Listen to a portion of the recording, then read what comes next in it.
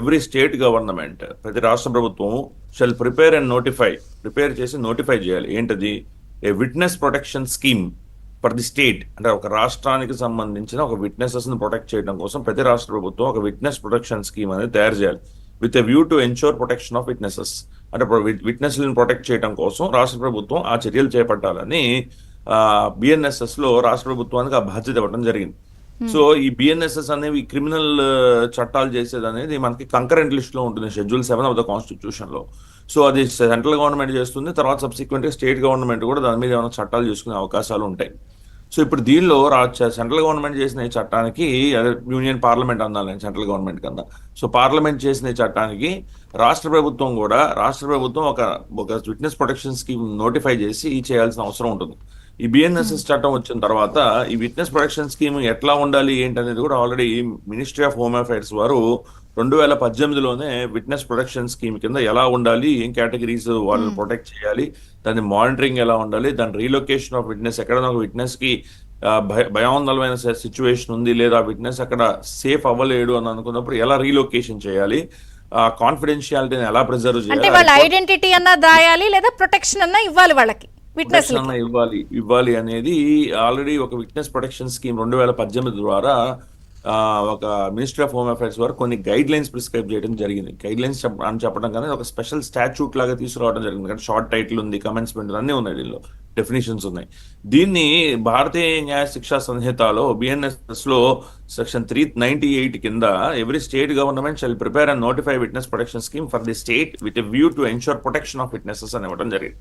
So ఇప్పుడు ఖచ్చితంగా ఇదే ఇష్యూని మద్రాస్ హైకోర్టు ముందు వచ్చినప్పుడు, ఇప్పుడు విట్నెస్ ప్రొటెక్షన్ ఇట్లా జరగట్లేదన్న ఒక విషయాన్ని మద్రాస్ హైకోర్టుకి, division bench of the Madras high court, 2 జడ్జిలు ధర్మాసనం ఉన్న మద్రాస్ హైకోర్టు ముందర తీసుకొచ్చినప్పుడు మద్రాస్ హైకోర్టు ఆ రాష్ట్ర ప్రభుత్వాన్ని అడగడం కూడా జరిగింది. 398 కింద మీరు విట్నెస్ ప్రొటెక్షన్ స్కీమ్ ని మీరు నోటిఫై చేయాలి కదా ప్రిపేర్ చేసి, ఎందుకు ఇంకా మీరు నోటిఫై చేయలేదని అడగడం కూడా జరిగింది. సో విట్నెస్ ప్రొటెక్షన్ స్కీమ్ అనేది బేసికలీ లా అండ్ ఆర్డర్, మనకి ఇంత ముందు కూడా చాలాసార్లు చెప్పాను చాలా డిబేట్స్ లో, లా అండ్ ఆర్డర్ అనేది ఒక స్టేట్ సబ్జెక్ట్ అండి. అంటే రాష్ట్ర ప్రభుత్వం పరిధిలో ఉండేది law and order. So law and order of course దీనిలో సెంట్రల్ బ్యూరో ఆఫ్ ఇన్వెస్టిగేషన్ కూడా ఇన్వాల్వ్ అయ్యారు, దాని విషయానికి వస్తాను. సో ఒక స్టేట్ సబ్జెక్ట్ అయినప్పుడు స్టేట్ లో ఉన్న విట్నెసెస్, ఫర్ ఇన్స్టెన్స్ వాళ్ళకి ఏదన్నా ఇబ్బంది కలిగే పరిస్థితులు ఉన్నాయి అని అనుకున్నప్పుడు రాష్ట్ర ప్రభుత్వం ఇలా విట్నెస్ ప్రొటెక్షన్ స్కీమ్ నోటిఫై చేసి స్పెషల్ గా కొన్ని టీమ్స్ కాన్స్టిట్యూట్ చేసి వాళ్ళని ప్రొటెక్ట్ చేయాల్సిన అవసరం ఉంటుంది. ఎందుకంటే మీరు ఒకసారి అబ్జర్వ్ చేస్తేనండి, witness plays a very critical role అండి in the whole trial process. Trial జరిగిన తర్వాత విట్నెస్ అనేవాళ్ళు చాలా క్రిటికల్ రోల్ ప్లే చేస్తారు. వాళ్ళ డిపోజిషన్, వాళ్ళు ఏదైతే టెస్టిఫై చేస్తారో వాళ్ళు టెస్టిఫై చేసిన బేసిస్ మీద కూడా కన్విక్షన్ ఎన్షూర్ చేసే పాసిబిలిటీ ఉంటుంది. సో బేసిక్ కంప్లైంట్ ఇచ్చిన వ్యక్తి తర్వాత ఎఫ్ఐఆర్ కట్టిన ఇన్వెస్టిగేటివ్ ఏజెన్సీ ఇన్వెస్టిగేషన్ చేసే టైంలో 161 సిఆర్పిసి స్టేట్మెంట్స్ వాళ్ళు గ్యాదర్ చేయడం జరుగుతుంది.